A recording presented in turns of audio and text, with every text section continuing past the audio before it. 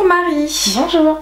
Tu étais éducatrice PJJ, nous on se connaît de longue date. Aujourd'hui on va parler des étapes PJJ, c'est-à-dire des étapes que va rencontrer le jeune ou la jeune mineure dans son parcours de délinquance quand il se fait attraper par la police.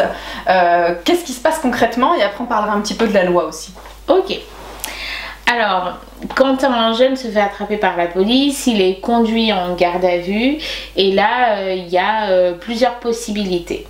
Soit suite à la garde à vue, il peut ressortir avec l'un de ses parents qui vient le chercher, et une convocation par officier de police judiciaire. Donc c'est une convocation où il devra se présenter au service éducatif auprès du tribunal. D'accord.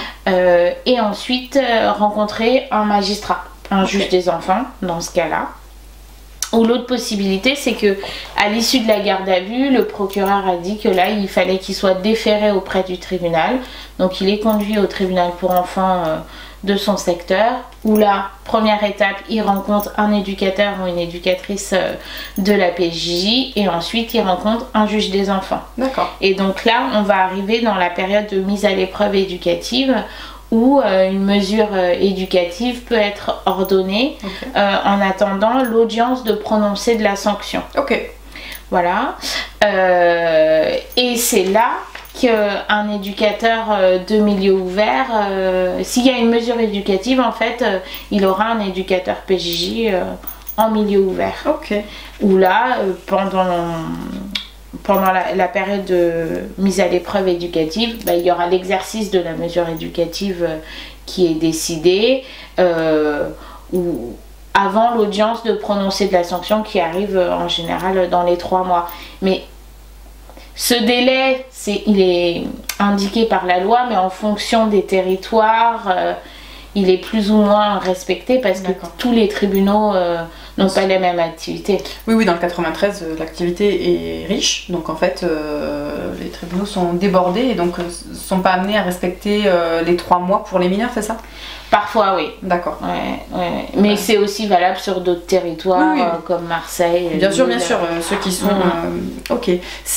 Alors j'ai 2 questions. Si les parents ne peuvent pas ou ne veulent pas, parce que moi j'accompagne aussi des familles où les parents en ont marre des incarcérations, enfin pas des incarcérations, mais en tout cas des gardes à vue des jeunes, si les parents ne veulent pas venir récupérer leur enfant, la PJJ prend le relais, comment ça se passe? Normalement non, parce qu'il faut que ce soit un responsable légal.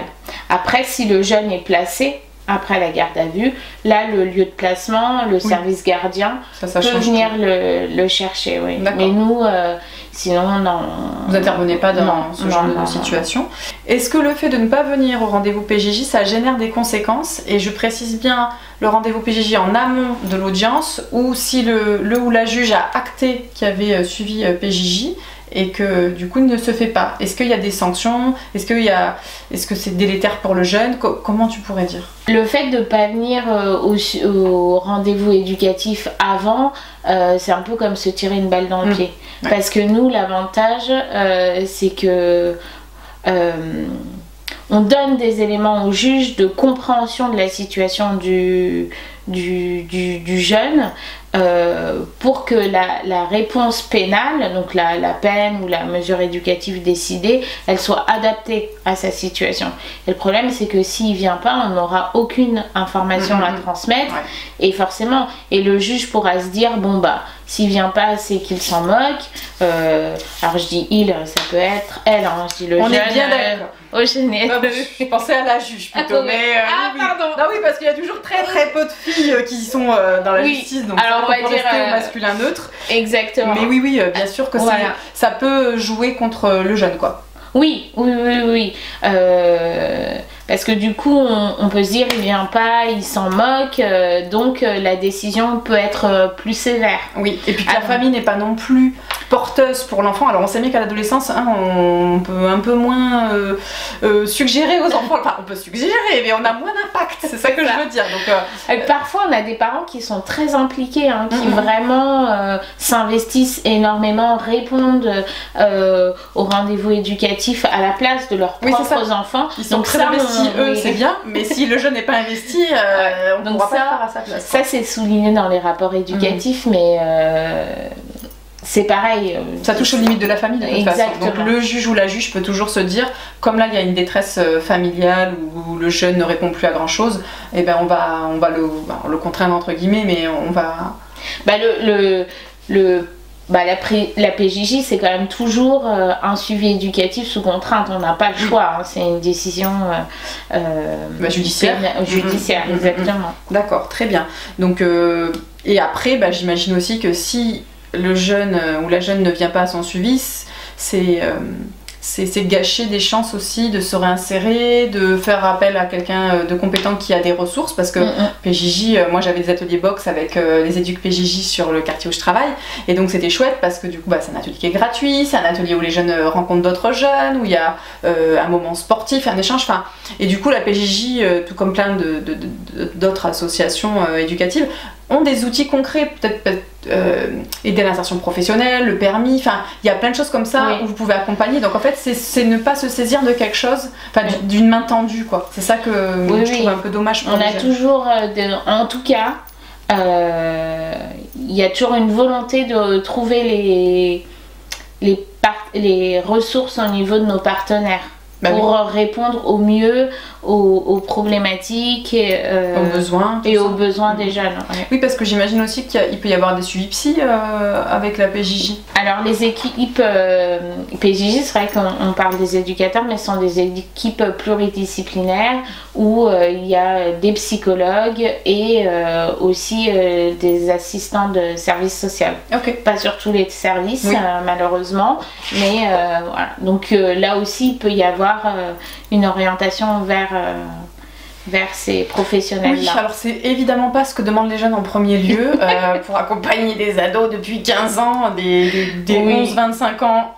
On a dû me faire une dizaine de fois la demande de est-ce que je peux avoir une psy, mais sinon c'est quand même quelque chose où moi je ne suis pas fou, j'en ai pas besoin. Voilà, j'invite les jeunes à y aller, alors avec la confiance, là ça se travaille, j'en ai amené pas mal vers des psys, mais c'est quand même pas la demande initiale, mais c'est toujours intéressant parce que ça rassure beaucoup les familles qui devraient aussi consulter. Est-ce qu'il y a d'ailleurs de la médiation familiale, il y a des prises en charge familiales? Ça c'est quelque chose qu'on travaille en orientation. Mais au sein de la PJJ, on amorce ce travail-là en faisant des rendez-vous communs avec la psychologue ou le psychologue. Ok, on fait du lien et on essaie d'aider aussi les familles, parce que j'imagine bien que toutes les familles n'ont pas, parce que je travaille beaucoup avec des familles, on va dire, où il y a un parcours carcéral des fois, et donc du coup toutes les familles ne sont pas confrontées à ça de génération en génération, ou dans la fratrie, ou dans la sororité, et donc des fois qu'il y en a un, on se dit mais qu'est-ce que j'ai bien pu faire pour que ça dérape, il doit y avoir beaucoup de culpabilité, beaucoup de colère, et puis des fois on apprend aussi que quand il y a un jeune qui est incarcéré, en fait le père l'a été et ça s'est jamais su. Donc en fait il y a aussi les fantômes du passé qui ressortent, parce qu'il y a beaucoup de tabous, on ment beaucoup aux enfants quand les parents, notamment les pères, sont incarcérés, on leur dit qu'ils sont partis en voyage et tout, donc en fait des fois le parcours carcéral des jeunes fait aussi ressortir l'histoire familiale, et ça c'est quand même un point fort. Après c'est comment on s'en saisit que ça devient un point fort, ou justement une forme de malédiction familiale, alors que ça se travaille très bien en transgénérationnel et en thérapie, donc on vous invite à y réfléchir si vous êtes concerné par ce sujet. De toute façon le trauma transgénérationnel concerne toutes les familles, donc je vous invite à y réfléchir. Parfait. On peut faire un petit point sur la loi, parce qu'il y a des réformes, il y a des choses qui se sont passées récemment. Qu'est-ce que tu peux nous en dire? Effectivement, il y a une réforme de la justice pénale des mineurs en 2020-2021, et aujourd'hui c'est le CJPM, c'est le code de la justice pénale des mineurs. Ok. Voilà. Et ça consiste en quoi? Donc en fait la volonté du CJPM, c'est vraiment de réduire les délais pour le jugement et la réponse pénale, aussi bien pour les auteurs mais aussi pour les victimes. Ça c'est bien ça. Parce que avant on pouvait attendre 5 ans, 3 ans pour un jugement, et le problème c'est que avant entre 3 et 5 ans, le suivi éducatif pouvait s'essouffler, ou finalement s'était arrêté. Parce que si le jeune avait 21 ans et qu'il était jugé au-delà de ses 21 ans, le suivi éducatif s'était arrêté, et du coup tout le travail qui avait été fait en amont s'arrête. Et puis si le jugement arrive 2 ans avant, déjà l'éducateur n'est plus forcément présent puisqu'il a potentiellement changé de service. Voilà. Mouvement, quoi. Mais en tout cas, pendant 2 ans, il n'y a rien eu du tout. Donc c'était difficile de pouvoir rendre compte du travail effectué ou pas.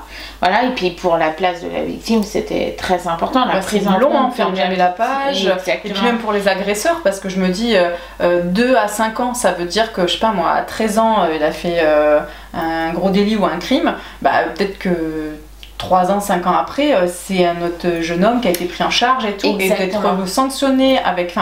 Les enfants évoluent très vite dans tous les sens. Donc je me dis, c'est vraiment une bonne chose que la réforme soit venue...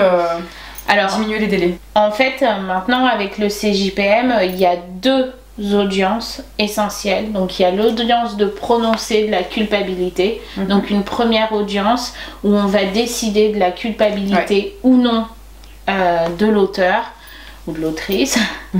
Et quelques temps plus tard de l'audience de sanction. Ce qui permet 2 périodes de mise à l'épreuve éducative, 2 périodes où entre la garde à vue et l'audience de prononcer de la culpabilité, nous on appelle ça les audiences culpa. Entre la garde à vue et l'audience culpa, il y a une période déjà où on amorce un suivi éducatif, et ensuite entre l'audience culpa et l'audience de sanction, il y a cette seconde période. Donc là, le mineur a été déclaré coupable, il y a bientôt la sanction, qu'est-ce qu'on y fait? Et le fait que ce soit un peu plus rythmé, c'est beaucoup plus difficile pour les éducateurs PJJ pour la mise en place, parce que parfois c'est des délais très courts, on a eu le temps de voir la famille 1 ou 2 fois avant l'audience culpa. Donc alors oui, moi pour être du coup juge assesseuse au tribunal dans le 95, tribunal pour enfants, nous on est du coup au siège aux 2 audiences, et donc il y a en général 6 mois qui séparent la culpa de la peine. Et donc du coup c'est vrai que des fois quand on retrouve 6 mois après les jeunes, il n'y a pas eu tout qui a pu se mettre en place parce que les services sont débordés et que c'est une réalité concrète. Il n'y a pas assez de moyens, et quand les jeunes ne viennent pas aussi au rendez-vous, ça c'est encore un autre... On a déjà parlé, mais du coup il y a encore moins de choses qui se sont mises en place, et du coup ça joue aussi dans le dossier sur la peine, quoi. Parfait, je te remercie beaucoup Marie pour toutes ces réponses. On se dit à très vite parce qu'on a encore d'autres sujets à traiter. Merci, à bientôt. Au revoir.